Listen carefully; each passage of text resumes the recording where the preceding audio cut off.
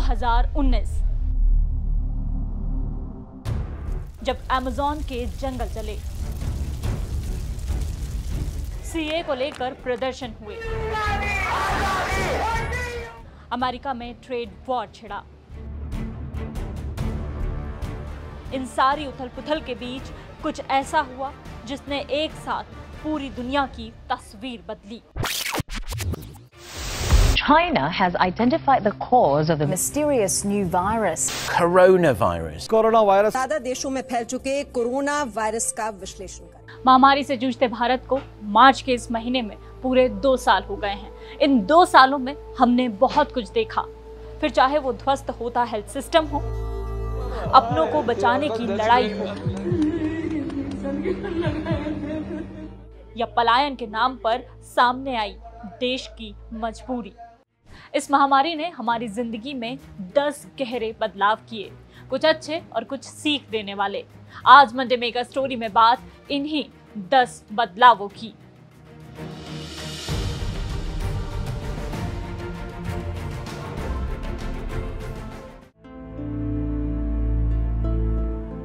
Corona से lockdown लगा और लोग अपनों से दूर हुए। कोई शहर में फंसा तो कोई गांव में उनके घर लौटने की उम्मीद में बैठा रहा। वहीं घर में किसी एक को संक्रमण हुआ तो घर के दूसरे लोगों को उनसे दूरी बनानी पड़ी। लेकिन क्या आपको पता है, एक इंसान को दूसरे इंसान के स्पर्श की भी उतनी ही जरूरत होती है जितनी कि खाने और पानी की। ऐसे में जब आइसोलेशन और क्वारंटाइन हुआ तो लोग अकेलापन महसूस करने लगे।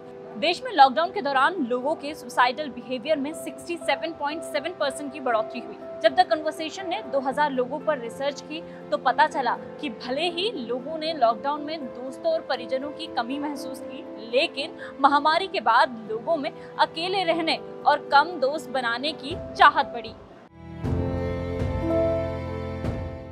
पहले हमारे देश के 65% लोग खाना खाने से पहले या खाना खाने के बाद हाथ साफ नहीं करते थे साबुन या डिटर्जेंट से, और उनकी इसी आदत ने हमें कोरोना की उस तबाही से बचाया है जिसके बारे में हम सोच भी नहीं सकते थे।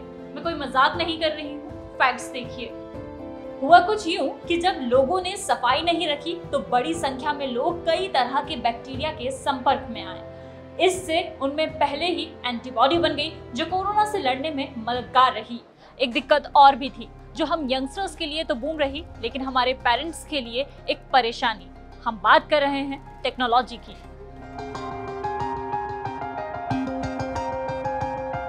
टेक्नोलॉजी लोगों के जिंदगी का हिस्सा बनी 2 चीजों के कारण। पहला, डेली लाइफ में पर्सनल यूज के लिए, जैसा entertainment, social media, online shopping या पेमेंट के लिए। दूसरा, काम काज या प्रोफेशनल यूज के ख्याल से। Just for example, work from home होने पर ऑनलाइन कॉन्फ्रेंसिंग ऐप जूम का यूज 10x तक बढ़ा। इसी का नतीजा था कि सभी कंपनियों के नेट यूज में 40 से 100% तक की वृद्धि हुई। पढ़ाई, entertainment, digital shopping, digital payment, सब के लिए हमें ऐप्स की जरूरत पड़ने लगी है। लेकिन everything comes at a cost, और टेक्नोलॉजी की ये कॉस्ट भुगती है हमारी एक पूरी जनरेशन ने जिसने 2 सालों तक स्कूल की शक्ल तक नहीं देखी। वर्ल्ड इकोनॉमिक फोरम का ये डेटा देखिए। इसके अनुसार दुनिया भर के 186 देशों के करीब 120 करोड़ स्टूडेंट्स कोरोना काल में 2 साल स्कूल नहीं जा पाए। देखते ही देखते पूरा एजुकेशन सिस्टम बदल गया और ऑनलाइन क्लासेस शुरू हो गई। ऑनलाइन एजुकेशन का भविष्य बेशक सुनहरा है, लेकिन फिलहाल बेहतर सिस्टम की कमी से इससे बच्चों का फिजिकल और मेंटल डेवलपमेंट दोनों सही से नहीं हो पाया।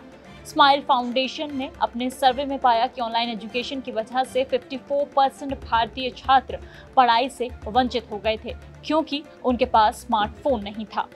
अब लॉकडाउन भले ही खत्म हो गया हो, लेकिन ऑनलाइन एजुकेशन मार्केट तेजी से बढ़ रहा है। भारत में 2021 से 2025 के बीच इस मार्केट के 50% से बढ़कर 38,000 करोड़ रुपए के होने का अनुमान है। 25 मार्च 2020 को देश में लॉकडाउन लगा। इसने हमारे सामने एक दूसरे भारत की तस्वीर रखी। ये था पलायन करने वाला बेरोजगार भारत। लॉकडाउन लगा तो दुकानों, फैक्ट्रीज बंद हुई। बड़े शहरों में रोजगार के लिए आए प्रवासियों के लिए वहां कुछ नहीं बचा। सरकार ने बिना योजना बनाए लॉकडाउन लगाकर रेल और यातायात के दूसरे साधनों को बंद किया। बड़े शहरों में जब जिंदगी थोड़ी कम नजर आई तो मजदूर पैदल ही अपने घरों की तरफ निकले।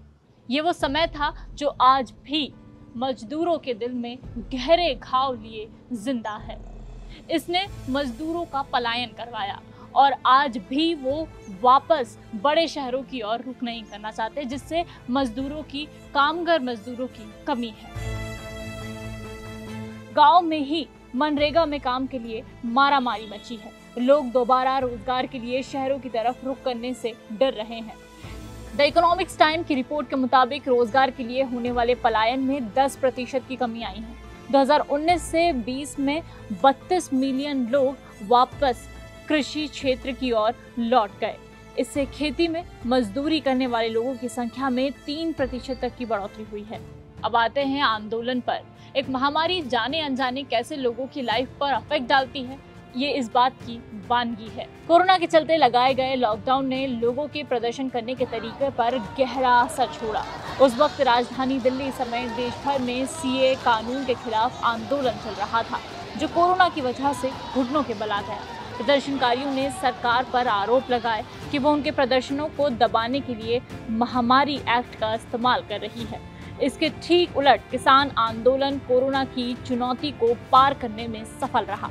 किसान तीनों कृषि कानून वापस होने के बाद ही वापस लौटे। इसकी मुख्य वजह सोशल मीडिया मानी जा रही है। किसानों ने व्यवस्थित तरीके से अपनी बात को लोगों तक पहुंचाया और सरकार को झुकना पड़ा। इसी का नतीजा है कि आज कैंपेनिंग के लिए लोग सोशल मीडिया का अच्छा खासा इस्तेमाल कर रहे हैं। जब विरोध करने का तरीका बदला तो पॉलिटिकल कैंपेनिंग करने का तरीका भी बदला और इसका पूरा प्रभाव अब चुनावों में दिखने लगा है। ये इतना प्रभावी रहा कि 5 राज्यों में हार के बाद संसद में सोनिया गांधी ने मांग उठाई। That global social media companies are not providing a level playing field to all political parties. Corona के पहले और दूसरी लहर के दौरान ही बिहार, बंगाल समेत 10 राज्यों में चुनाव हुए। इन चुनावों में फेसबुक लाइव के जरिए पीएम मोदी से लेकर तमाम बड़े नेताओं ने चुनाव प्रचार किए। राजनीतिक पंडितों का मानना है कि कोरोना के समय सरकार ने सही फैसले लेने में विफलता की। इसने विपक्ष को मौका दिया कि वो दोबारा लोगों का विश्वास जीते। लेकिन हाल में हुए चुनाव में बीजेपी की जीत ने ये साफ कर दिया है कि लोगों का विश्वास उन पर अभी भी कायम है। रिपोर्ट्स दावा करती हैं कि नवंबर से जनवरी तक 90 दिनों में राजनीतिक दलों ने सोशल मीडिया कैंपेनिंग पर 8 करोड़ रुपए से ज्यादा खर्च किए। अब आते हैं 8वीं सीढ़ी पर, यानी कि इकोनॉमी पर। ये वो 4 साल हैं जब आजादी के बाद भारतीय इकोनॉमी में सबसे ज्यादा गिरावट दर्ज हुई।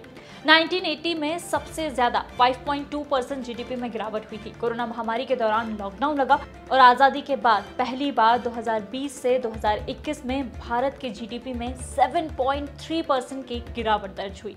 महामारी में कृषि को छोड़कर बाकी सारे सेक्टर तबाह हुए। इस दौरान असमानता की खाई खूब गहरी हुई। 2020 के अंत तक 1% लोग देश के 42.5% संपत्ति के मालिक हो गए। जब हालात बदले तो सब ने मिलकर बीड़ा उठाया, बदलाव आए और इसे नाम दिया गया आत्मनिर्भरता और एमएसएमई। सिर्फ इतना ही नहीं, कोरोना काल में उद्योग मंत्री पीयूष गोयल ने भी कहा था कि देश को 5 खरब डॉलर की अर्थव्यवस्था बनाने के लिए घरेलू उद्योग को अधिक आत्मनिर्भर बनाने की जरूरत है। खैर, अब आगे बढ़ते हैं और बात करते हैं एक और बदलाव की, हमारी प्रोफेशनल लाइफ। कोविड से पहले लोगों के लिए घर से काम करने के बारे में सोचना भी मुश्किल था, लेकिन लॉकडाउन लगा तो कल्पना हकीकत में तब्दील हुई। अब लिंक्डइन की रिपोर्ट में किया गया ये डेटा देखिए कि भारत में 86% worker work from home culture से काफी खुश हैं। ये तो बात हो गई प्रोफेशनल लाइफ की। अब आते हैं प्यार, इश्क, मोहब्बत पर। Love in the time of cholera एक मशहूर कोलंबियन लेखक हुए, गैब्रियल गार्सिया। उन्होंने ये किताब लिखी। इसमें उन्होंने एक बात लिखी, उसमें प्यार के लक्षण बिल्कुल वैसे ही थे जैसे कॉलेरा के थे, यानी प्यार किसी बीमारी से कम गंभीर नहीं होता। 2 साल पहले जब कोरोना के चलते लॉकडाउन लगा तो दूरी की वजह से दुनिया भर के कई प्रेमी प्रेमिकाओं की हालत किसी बीमारी से ज्यादा गंभीर हो गई। कई रिश्ते दूरी की भेंट चढ़े। दिसंबर 2020 में इंग्लैंड में तेजी से बड़ी संख्या में ब्रेकअप और तलाक हुए। ऐसा ही कुछ हाल भारत की पोर्ट सिटी विशाखापट्टनम का भी रहा। यहाँ 2020 के अंतिम 3 महीनों में तलाक की अर्जियों में 30 से 40% की बढ़त हुई। वहीं कई लोगों ने वर्क फ्रॉम होम के जरिए मिली छूट से अपने रिश्ते को और बेहतर किया। इसकी एक वजह वर्चुअल डेटिंग भी थी। लॉकडाउन से शुरू हुई वर्चुअल डेटिंग अभी भी पूरे दमखम के साथ जारी है। लोग फिजिकली एक दूसरे से मिलने से पहले वर्चुअली डेट कर रहे हैं। एक छोटा सा इवेंट भी हमारी लाइफस्टाइल पर बहुत इम्पैक्ट डालता है और ये तो फिर पूरी एक महामारी है। बदलाव बदस्तूर जारी हैं और जारी ही रहेंगे। आप भी इन बदलाव का हिस्सा बनिए और देखते रहिए दैनिक भास्कर ऐप, क्योंकि सच करीब से दिखता है।